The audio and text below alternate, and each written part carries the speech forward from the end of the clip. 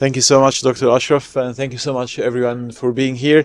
I just want to tell you quickly about how this started. I was actually, this how it started was, can I? Yeah, I'll play it. So that the first bar was in the, thank you, the first bar was, in the Bridge Retina Congress with Dr. Ashraf.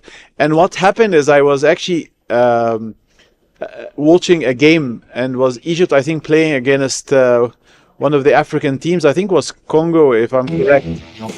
And what happened is that, yeah, it was Egypt against Congo, right? Yeah, I think COD. Yes, Congo. And then this happened, and then you're not really sure who hit the first one first, and then they went and they looked at the VAR, and I thought that's interesting.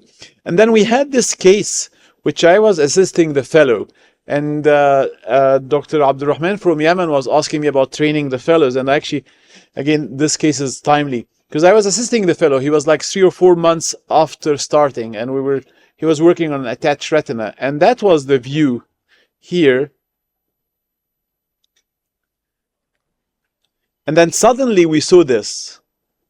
You see there's a tear there in the retina and the RPE, and I really didn't know what happened, because we were working, and then like a minute after we saw this.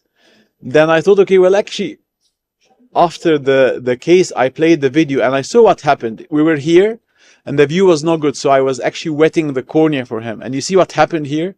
As I'm wetting the cornea, something moved. I don't know if you can see it.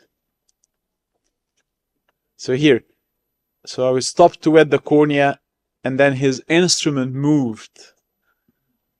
And then and I was wetting the cornea here, putting the lens back.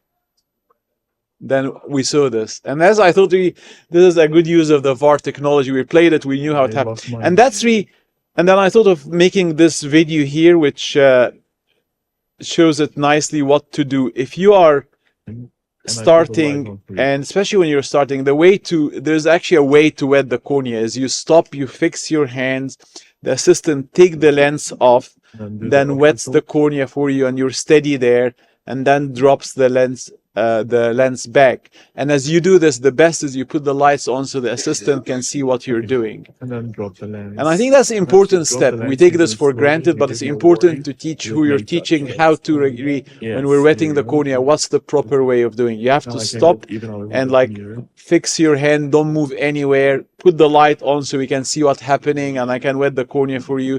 Then you put the lights off.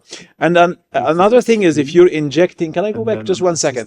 Another way, if you're teaching someone to inject like something inside the eye, as they start, they should not inject themselves. You should inject for them. They fix your hand and you inject for them. But then as you become more professional, you can do this and inject yourself and go ready to shoot. I think these things are very important for training, and you only learn this the hard way, doing it yourself or seeing it happening with the fellow. Thank you. Really, it's a good idea to look back at your skills and ask other people if you have done something wrong, because this is important for getting more successful with less skills in the future. Yes. Thank you. Thank you so much.